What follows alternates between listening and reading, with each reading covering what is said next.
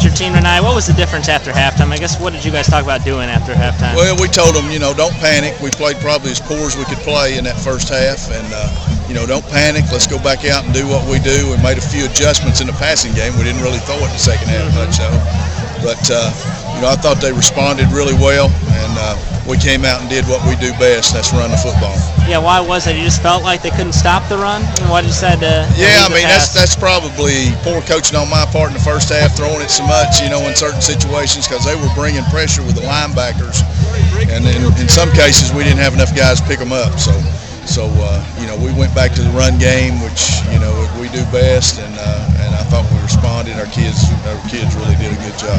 Did it just kind of wear them down? Because I think the first drive was 12 plays, and the next one after that was 16 plays in the second half. I think so. That's sort of our plan going into every ball game. Now, early in the year, we've scored so quick it hadn't really materialized. But against good football teams, if you can put drives together, 12, 13, 14, 15 plays, and do it repeatedly during a ball game, it sort of wears them down a little. And I think that happened tonight.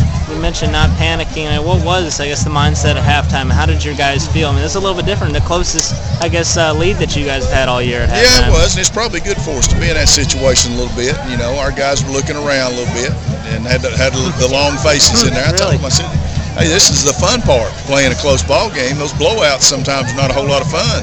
You play to be in big ball games and close ball games and to find a way to win. And they looked at me like I was crazy when I was telling them that, but that's the truth. You're going to have close ball games during the course of a season, and we got to be able to play well in those, and we did tonight once we got going.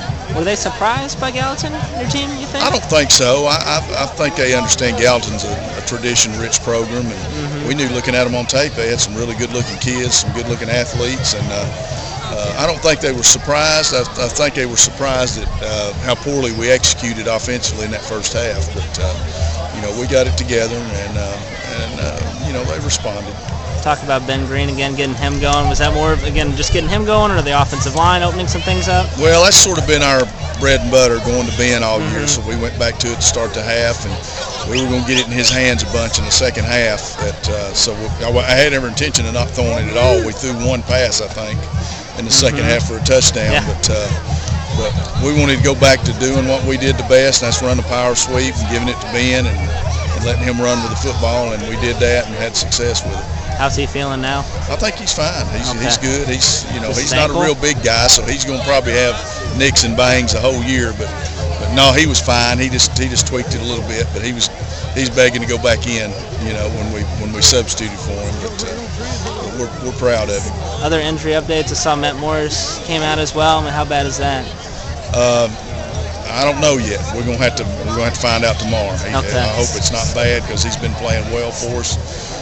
We've lost a few guys here lately to injuries, so we really don't need to lose a whole lot more guys. So I hope Matt's okay. When did that happen? Did that happen in the second quarter, or? I believe it was early in the ball game. I don't know exactly when. I'll have to look at the tape, but it was early in the game. Okay, and going now back into districts, and how big is this win? Obviously you guys are rolling right now, but you're going to have to host Centennial. Obviously, just to have that confidence going into another district game. Well, I think our guys have got confidence in themselves. They know it's a big ball game coming up next week. We've got to have a great week of preparation. So hopefully, the maturity of our group, having so many seniors, they'll understand the importance of this one coming up, and we'll be prepared. You've done this for a while. How hard is it to keep a team level-headed at this point? 6-0, you've rolled over pretty much everybody. Well, you got to continue to work in practice, and sometimes you got to motivate them in practice to get them going. But like I said, this is a mature bunch. They've been through a lot of battles together, and it's a little different group than I've had before. I've never had this many seniors, so I trust in them to understand that, hey, we got to work every day, and they've responded so far. Awesome.